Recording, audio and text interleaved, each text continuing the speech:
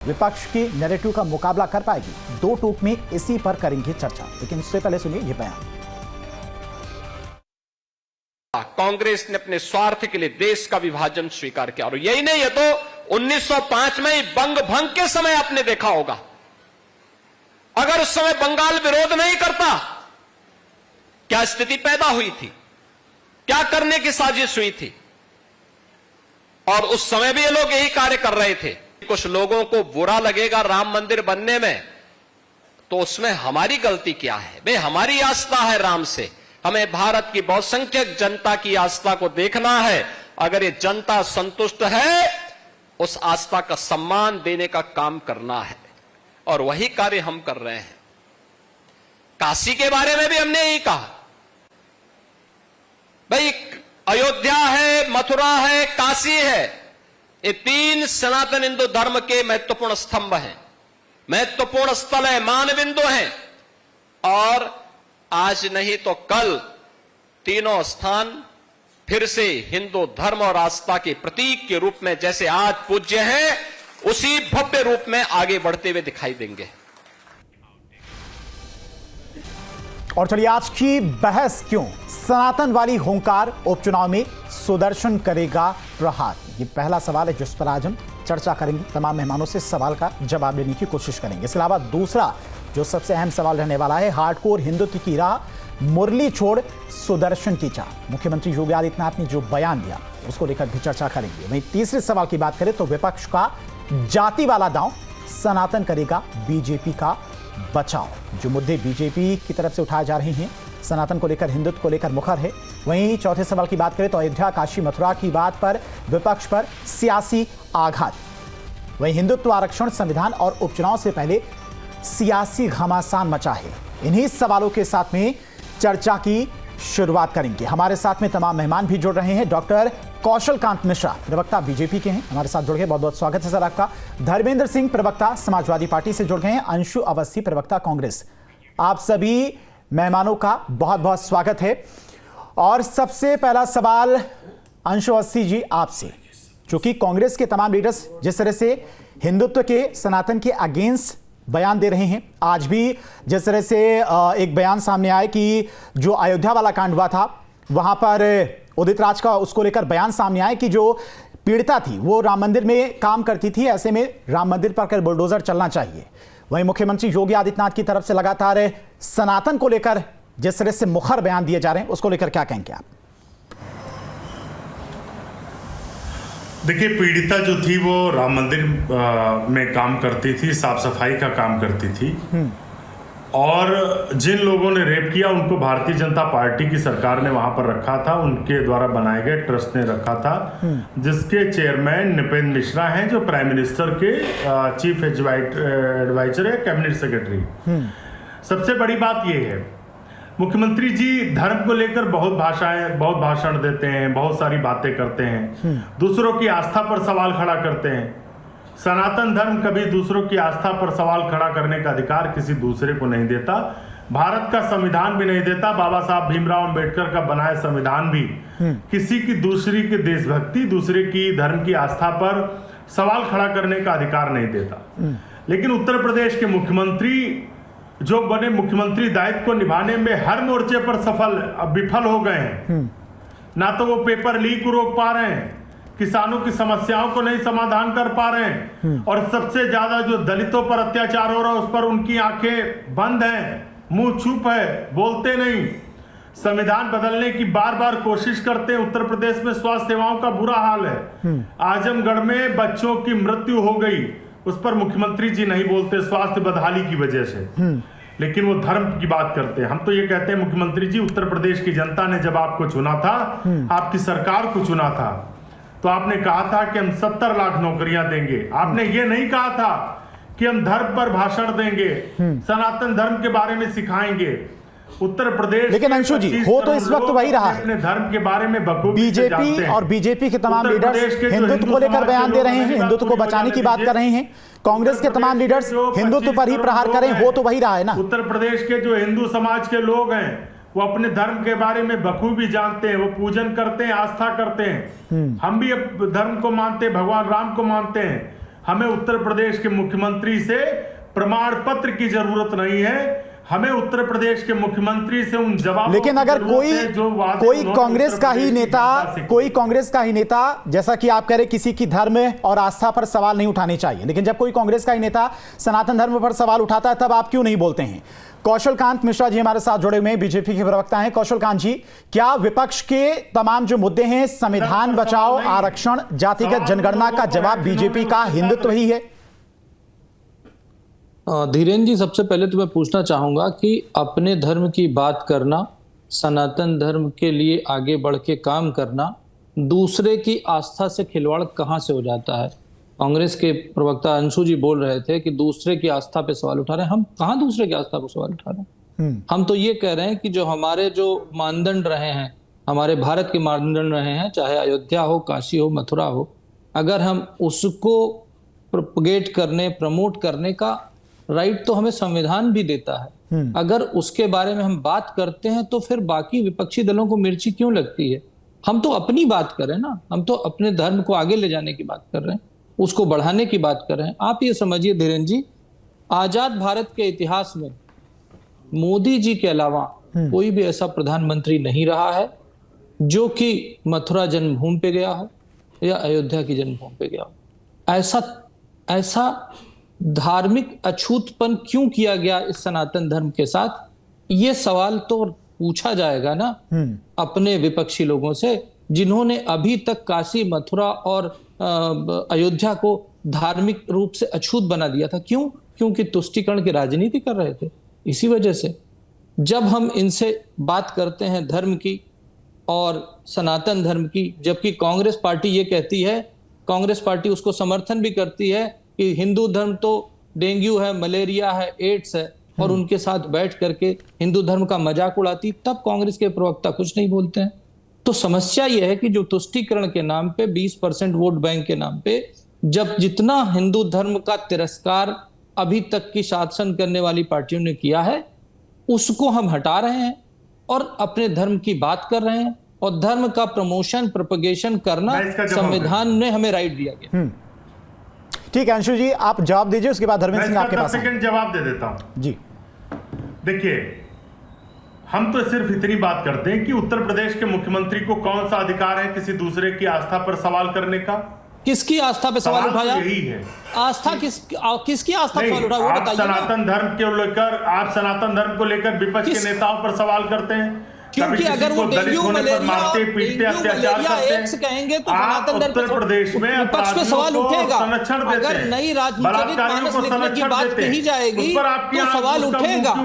जब आप तुष्टीकरण के चक्कर में राम जन्मभूमि, कृष्ण जन्मभूमि और काशी नहीं जाएंगे तो सवाल उठेगा। बुलडोजर चलाते हैं, आप जब तुष्टीकरण करते हैं तो आप पे सवाल उठेगा ना। तो आप रोक नहीं पा रहे हैं।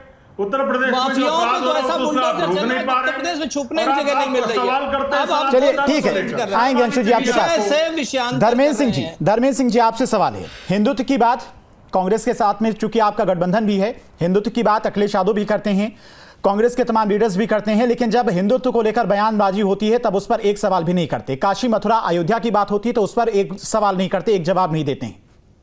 धीरेन्द्र जी, सवाल ये है कि देश या प्रदेश संविधान से चलेगा कि इनकी आस्था और इनके घर से चलेगा, इनकी विचारधारा से चलेगा? लेकिन हर आस्था के लोग धर्मेंद्र जी यहाँ पर रहते हैं ना, किसी की आस्था के साथ खिलवाड़ करना भी सही नहीं है। अगर मेरी बात पूरी नहीं होगी, नहीं सुनेंगे तो आप समझ नहीं पाए हम कहना क्या चाह रहे हैं। बोलिए। मुद्दा विहीन हो चुकी भारतीय जनता पार्टी 2024 के रिजल्ट से इतनी ज्यादा बौखला गई, उसे सम्मान का, उसे संविधान का कोई भान नहीं रह गया है। लगातार असंवैधानिक काम कर रही, असंवैधानिक बयान दे रही। इसे चुने हुए मुख्यमंत्री का जो प्रकरण सब जुडिस है, माननीय न्यायालय में है, उस पर इस तरह का बयान देना सर्वथा संविधान विरोधी है, न्याय को मानने वालों को आघात पहुंचाने वाला। अब दूसरी बात है, सवाल सबसे महत्वपूर्ण यहाँ यह है कि उत्तर प्रदेश में जो पीडीए के सवाल हैं, जो उनसे जुड़े हुए जन सरोकार के मुद्दे हैं, या उत्तर प्रदेश की आम जनता से, गरीबों से, किसानों से, आधी आबादी से, छात्रों से, नौजवानों से जुड़े मुद्दे हैं, जो वादा करके भारतीय जनता पार्टी सरकार में आई थी, उनको बताने के लिए, उनके बीच जाने के लिए वो सारी चीजें है नहीं, उसको कुछ बता नहीं सक रहे। 10 लाख नौकरियों को वादा करके आए तो उस पर जवाब नहीं दे पा रहे। आलू, प्याज, टमाटर पे इन्होंने वादा किया था कि 1000 करोड़ का वो बैंक बना करके जब दे करके इस पे समर्थन मूल्य देंगे, उस पर इन्होंने कुछ किया नहीं। मेरठ, काशी, मथुरा जैसे शहरों में इन्होंने मेट्रो चलाने की बात की थी, झांसी और गोरखपुर इंक्लूड करके, आज तक एक ईंट उन्होंने रखा नहीं। बच्चियों को इंटर पास करते स्कूटी देने की बात की थी, इन्होंने किया नहीं। किसानों को बिजली मुफ्त देने की बात की थी, इन्होंने किया नहीं। तो सवाल है, चाहे किसान हो, चाहे नौजवान हो, चाहे छात्र हो, बेरोजगार हो, चाहे आधी आबादी के लिए इन्होंने कुछ नहीं किया। महिलाओं को 2 सिलेंडर पर उसमें त्योहारों में मुफ्त देने की बात की थी, उन्होंने पूरा नहीं किया। तो जब जनता उत्तर प्रदेश की सवाल इस पर पूछती है कि आपके वादे का क्या हुआ, तो इनके पास स्वाभाविक रूप से जब बताने के लिए कुछ नहीं है, तो ये संविधान विरोधी बातें जो कि इनको नहीं करना चाहिए। संविधान की शपथ लेकर के उत्तर प्रदेश के मुख्यमंत्री बने हैं, लेकिन लगातार ऐसी बातें करेंगे जो संविधान को खंडित करता हो, तोड़ता हो। और इसके पीछे भी पहले भी देख लीजिए, ये जब मुख्यमंत्री नहीं थे तो इन्होंने, जब राम मंदिर का प्रकरण न्यायालय में चल रहा था और न्यायालय से अयोध्या मंदिर बना, लेकिन ये कहते थे कि जिस तरह से बिना किसी परमिशन के, बिना किसी के हम ढांचा गिरा दें, उसी तरह मंदिर बना लेंगे। लेकिन हुआ क्या, माननीय न्यायालय से बना, इनकी भाषा तो नहीं। ये जनता समझ चुकी है कि ये इस तरह के सच्चे मुद्दे केवल बरगलाने के लिए देते हैं। जो भी इस देश में होगा, जो भी हो रहा हो, माननीय न्यायपालिका से और लोगों की या सहमति से या न्याय पे न्याय के नैसर्गिक सिद्धांत उस पर होता है। ठीक है धर्मेंद्र जी, आएंगे आपके पास। कौशल कांत मिश्रा जी, भरोसा नहीं है। क्या विपक्ष के पास जो जातिगत जनगणना का मुद्दा है, संविधान का मुद्दा है, आरक्षण का जो मुद्दा है, लोकसभा चुनाव के बाद बीजेपी को यह साफ पता चल गया है कि अगर विपक्ष का मुकाबला करना है तो एक बार फिर से हिंदुत्व, जो हिंदुत्व का वोट है, उसे जगाना होगा। और इसी के साथ मुख्यमंत्री योगी आदित्यनाथ के लगातार इस तरह के बयान भी सामने आ रहे हैं। पहले बांग्लादेश को लेकर कहा उन्होंने कि अगर बटोगे तो कटोगे, और उसके बाद ज्ञानवापी को लेकर उन्होंने कहा कि ज्ञानवापी को वो मस्जिद मानते ही नहीं है, मस्जिद माना दुर्भाग्य की बात है। और आज त्रिपुरा में भी उन्होंने कहा कि मुरली के साथ में सुदर्शन चक्र भी जरूरी है। तो धीरेन्द्र जी, पहले तो मैं पूछना चाहूंगा, धर्मेंद्र जी को शायद आपने टॉपिक नहीं बताया था क्या आज का टॉपिक ये था कि योगी जी जो मथुरा काशी पे बोले हैं उसके ऊपर डिबेट है। बाकी काम हम बहुत बता सकते हैं, पर डिबेट से ये भागते हैं, गोल पोस्ट चेंज करते हैं। समाजवादी पार्टी का कैरेक्टर क्या रहा है? राम भक्तों पे गोली चलाना, 84 कोसी परिक्रमा बंद कराना, कांवड़ यात्रा के ऊपर लाठीचार्ज करना और शंकराचार्य के ऊपर लाठी चलाना। धर्मेंद्र जी की पार्टी का ये कैरेक्टर रहा है। और वहां सर से चलते हुए, धर्मेंद्र जी बीच में नहीं आएंगे आपके पास, वहां से चलते हुए, आपको समय देंगे, बीच में नहीं, वहां से चलते हुए इनकी पार्टी इसकी पक्षधर थी कि ये नई रामचरितमानस छपवा रहे थे। मैं पूछना चाहूंगा, क्या आने वाले इलेक्शन के पहले इनकी नई रामचरितमानस छप के उत्तर प्रदेश में बट रही है कि नहीं बट रही है? तो ये लोग, जो लोग हमेशा से राम विरोधी रहे हैं, खुद को यदुवंशी बोलते हैं, और यदुवंशी के जन्म दिवस पर आज तक कोई नहीं जाता जन्म स्थान पर। क्यों? क्योंकि उन्हें डर लगता है, क्योंकि उनकी तो राजनीति चलती है एमवाई फैक्टर से। और ये संविधान की बात कर रहे थे, मैं संविधान की बात बताना चाहता हूं धीरेन्द्र जी। हमारे मूल संविधान में ही नटराज का काल के ऊपर डांस करने का फोटो है, अयोध्या से लौटते हुए राम सीता लक्ष्मण का फोटो है, कुरुक्षेत्र में कृष्ण द्वारा गीता का उपदेश देने का फोटो है, गंगा के धरती पर अवतरण का फोटो है, शांति का उपदेश देते हुए बुद्ध का फोटो है, यज्ञ करते हुए ऋषि का फोटो है। तो क्या हमारा संविधान भी इनके हिसाब से तुष्टीकरण कर रहा है? इनके हिसाब से दूसरे धर्मों के खिलाफ है? अरे धर्मेंद्र जी, कब तक वोट बैंक के चक्कर में पड़े रहेंगे? कुछ तो अपने देश और अपने धर्म के बारे में सोचिए, क्योंकि ये धर्म रहेगा तभी ये भारतवर्ष रहेगा। जहां जहां धर्म नहीं बचा, पाकिस्तान में धर्म नहीं बचा, पाकिस्तान देखिए क्या हो गया। बांग्लादेश में धर्म नहीं बचा, बांग्लादेश का क्या हाल हो गया। अफगानिस्तान में धर्म नहीं बचा, अफगानिस्तान का क्या क्या हाल हो गया। तो जब तक हम धर्म की रक्षा नहीं करेंगे, राष्ट्र की रक्षा करना मुश्किल है, इम्पॉसिबल है। कोई भी संविधान जो है धर्म की रक्षा के लिए होता है। आप उस संविधान के पीछे छुप करके जो तुष्टीकरण की राजनीति कर रहे हैं, उस पर आइए और मुझे बताइए कि आपकी रामचरितमानस कब छप रही है। ठीक है धर्मेंद्र जी, जवाब दीजिए, उसके बाद अंशु जी आपके पास आएंगे। नहीं, पहले तो डॉक्टर कौशल कांत जी, इनको ये बताना चाहिए कि 10 सालों का मोदी जी कार्यकाल और 7 सालों का योगी आदित्यनाथ के कार्यकाल में चाहे इंडस्ट्री सेक्टर हो, चाहे अन्य डेवलपमेंट। धीरेन जी, एक अगला प्रोग्राम रखिएगा जिसमें मैं कार्यकाल में किए गए काम बताऊंगा। ये प्रोग्राम का टॉपिक काम बताना नहीं है। आप गोल पोस्ट चेंज कर रहे हैं, आप छुप रहे हैं धर्मेंद्र जी, आप भाग रहे हैं, धर्मेंद्र जी, टॉपिक चर्चा का ये है टॉपिक हिंदुत्व। फिर पे बता देंगे, आप धीरेन से बोलिए, प्रोग्राम रखें, मैं आपको पूरा ठीक है कौशल कांत जी, अरे आ रहे टॉपिक पे आ रहे धर्मेंद्र जी। आप सुन तो लीजिए, आपको संविधान भरोसा नहीं, हमें संविधान भरोसा है। क्या मथुरा का और काशी का मुद्दा न्यायालय में नहीं विचाराधीन है? क्यों न्यायालय भंग कर दीजिए न्यायपालिका? आप योगी आदित्यनाथ के बयान से फैसला दे रहे हैं। आपको शर्म नहीं आती? आप संविधान की शपथ लेकर के असंवैधानिक बात करते हैं। दूसरी बात, संवैधानिक बात की भाई, अपने धर्म की बात करना संविधान हमें राइट देता है। धीरेन जी, कम से कम संविधान के बारे में, संविधान की ओर पे छुप करके अपशब्दों का प्रयोग न करें। आप जिस तरह से बोल रहे हैं, इससे पता चलता आप कितने हताश हैं, कितने निराश हैं। आप जिस तरीके से, कौशल जी जवाब ले लेते हैं। कौशल जी हाँ, ये जवाब कहाँ दे रहे हैं? अरे भाई, इस तरह अगर कराएंगे तो बात कहाँ पाएगी हमारी? बोलिए बोलिए धर्मेंद्र जी, बोलिए। बांग्लादेश, अफगानिस्तान पहुंच गए और धर्म को लेकर के शायद आप पढ़ के आते तो इस तरह बात, वहां केवल धर्म ही बता, संवैधानिक संस्थान नहीं बचे, उसके नाते ये हुआ। संवैधानिक संस्थाएं होती, नियम कानून रहे होते तो ये ना होता जो आज हुआ वहां। और आप जो है कहीं न कहीं सीरिया, युगांडा, अफगानिस्तान, पाकिस्तान, बांग्लादेश से प्रेरित है और चाहते हैं कि भारत में यही हो। देश नहीं, आप चाहते हैं, क्योंकि बांग्लादेश के ऊपर आप नहीं बोले थे, आप बांग्लादेश पे नहीं बोले थे और फिलिस्तीन पे बोले थे, गाजा पर बोले थे। गाजा और फिलिस्तीन पर बोलेंगे और बांग्लादेश पे चुप रहेंगे। यहीं से आपका दोहरा चरित्र उजागर होता है।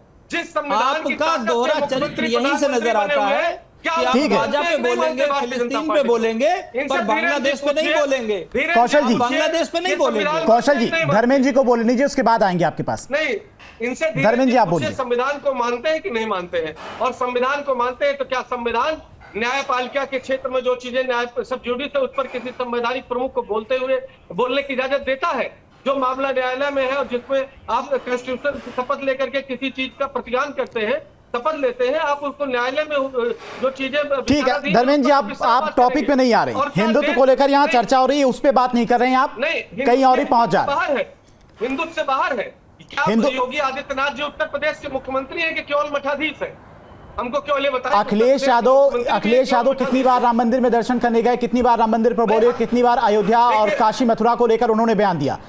जब आपके तमाम सहयोगी दलों के नेता जब सनातन धर्म को लेकर तमाम तरह के बयान देते हैं, उल्टे सीधे शब्द बोलते हैं हिंदू धर्म देवताओं को लेकर, तब कहाँ कोई बयान क्यों नहीं आता अखिलेश यादव का? धीरेन जी, हमसे रामायण छपवाने की बात कर रहे हैं। इन्होंने जो रामायण छपवाई, राम जैसे पवित्र चरित्र के साथ भी अन्याय किया। उस पर आपकी पार्टी के नेता स्वामी प्रसाद मौर्य ने रामचरितमानस को लेकर क्या क्या कहा था? इन्होंने कहा, ये भारतीय जनता पार्टी जो छापती है रामचरितमानस, वाल्मीकि जी का रामायण, उसमें इन्होंने लिख दिया है कि राम जी ने शांबू का वध किया। ये भारतीय जनता पार्टी की जाति विद्वेष का इनकी झलक दिखती है उसमें। आपकी पार्टी के नेता तो रामचरितमानस को लेकर ही सवाल उठा देते हैं। धर्म नितांत निजी विषय में किसकी दर्शन, किस देवता का, किस देवी को मैं मानता हूँ, कितनी आराधना करता हूँ, कब मंदिर जाता हूँ, ये भारतीय जनता पार्टी नहीं डिसाइड करेगी। डिसाइड नहीं करेगी, लेकिन हर धर्म के लोग धर्मेंद्र जी इस देश में रहते हैं, आप किसी धर्म को लेकर सवाल नहीं उठा सकते हैं। उस पर भी मुखर होना पड़ेगा, उस पर भी बोलना पड़ेगा। धीरेन जी क्या चाहते हैं? देश में संविधान की शपथ लेकर के देश में आग लगाना चाहते हैं? आपकी स्वतंत्रता संविधान वहां तक बाधित करता है जहां दूसरे स्वतंत्रता पे असर न पड़े। हम अपनी वेशभूषा, अपनी धार्मिक रीत रिवाज, खान पान के लिए स्वतंत्र हैं। हम प्रभु श्री राम का, प्रभु भगवान कृष्ण का, भगवान शिव, और कोई आपके धर्म पर कोई सवाल उठा देगा तब आप उसका जवाब नहीं देंगे? आपके धर्म पर ही कोई सवाल उठा देगा, उसका जवाब नहीं देंगे? वही तो कहता योगी आदित्यनाथ जी को कोई अधिकार नहीं किसी दूसरे धर्म पर उंगली उठाने का, और जो न्यायालय में। ठीक है अंशु अवस्थी जी, बात हिंदुत्व की जब आती है, हिंदुओं पर हो रही हिंसा की बात आती है, तब राहुल गांधी की तरफ से कोई बयान सामने नहीं आता है। बांग्लादेश में जब हिंसा हो रही थी, राहुल गांधी को कोई उनका बयान सामने नहीं आया, लेकिन जब गाजा में हो रही थी, फिलिस्तीन में जब जो कुछ हो रहा था, उसको लेकर मुखर हो रहे थे तमाम कांग्रेस के नेता। भैया वैसे भी न्यूज चैनलों की हालत बड़ी खराब है, मीडिया का उसकी फिक्र आप ना करिए, आप ही लोग जिम्मेदार हैं। अरे चुप हो जाइए, मेरी बात आने दीजिए। फिक्र हम कर रहे हैं कि नहीं कर रहे हैं, हमारी बात आने दीजिए। फिक्र हम कर रहे हो, जनता मुद्दे पर आइए। अंशु जी मुद्दे अरे पर भाई आइए। चुप रहिए, आपने सवाल किया, अब आप मुझे हाँ, तो सीधे कंट्रोल टॉपिक मत पे बात करिए। करिए ना। मेरी बात आने दीजिए। नहीं, आप कौन होते हैं, मैं क्या बोलूंगा क्या नहीं बोलूंगा? Who are you? क्योंकि आप हमारे चैनल पे बैठे हुए हैं। सुनिए, अरे आपके चैनल के हम गुलाम हैं क्या? जैसे आप गुलाम हैं किसी के? आप सुनिए ना, हम फिर से तो कह दिख रहे रहा हैं है कि उत्तर प्रदेश के मुख्यमंत्री प्रदेश की बेरोजगारी पर बात नहीं करते, महंगाई पर नहीं करते, जो जनता ने उन्हें दायित्व दिया है, जो काम नहीं दिया उस पर वो बात करते, उस पर आप भी बात करते हैं। भारतीय जनता पार्टी इस देश के संविधान को खत्म करना चाहती है, जाति जनगणना नहीं कराना चाहती, लोगों के अधिकार नहीं देना चाहती। आप सत्ता में थे तब जाति जनगणना क्यों नहीं करा ली थी? अत्याचार हो। जब आप सत्ता में थे जातिगत जनगणना क्यों नहीं करा ली थी आपने? जब बीजेपी आई तभी आपको यह जातिगत जनगणना का मुद्दा क्यों याद आ गया? आप भी तो सत्ता में थे ना। इसका ये मुझे बताइए, हम इसका जवाब दे रहे हैं ना आपको। हमारे पास तमाम और भी काम थे, हम अच्छा। वो भी काम कर रहे थे। अच्छा। हम उद्योग लगा रहे थे, इंडस्ट्री अच्छा। लगा रहे थे, लेकिन आज जरूरत हम सूचना का अधिकार कहाँ थी भारत की अर्थव्यवस्था? कितने नंबर पे थी भारत की अर्थव्यवस्था? जब कांग्रेस सत्ता में थी भारत की अर्थव्यवस्था कितने नंबर पर थी? कमेंट्री मत करो, सुनो, हेलो एंकर, रनिंग कमेंट्री मत करो, अगर सवाल करो तो जवाब आराम से अंशु जी, में मुर्गे मत लड़ाओ। जितना लहजे में बात करें उसी लहजे में बात करिए, आराम से, भाषा का ध्यान रखिए। चलिए ठीक है, कौशल कांत जी। अरे धीरेन्द्र जी, आपने सुना होगा एक मुहावरा, खिसियानी बुल्ली खंभा नोचे। वही हाल है कांग्रेस के इस समय के प्रवक्ता का। वो भूल गए कि उन्हें किस तरह की भाषा का इस्तेमाल करना चाहिए। वो मेरी प्रतिद्वंदिता आपसे निकाल रहे हैं, मुझे समझ में नहीं आता। राहुल गांधी जो कहते हैं कि जो मंदिर जाते हैं लड़कियां छेड़ते हैं, हिंदू कालने में है, ऐसी पार्टी क्या हिंदुओं की बात करेगी?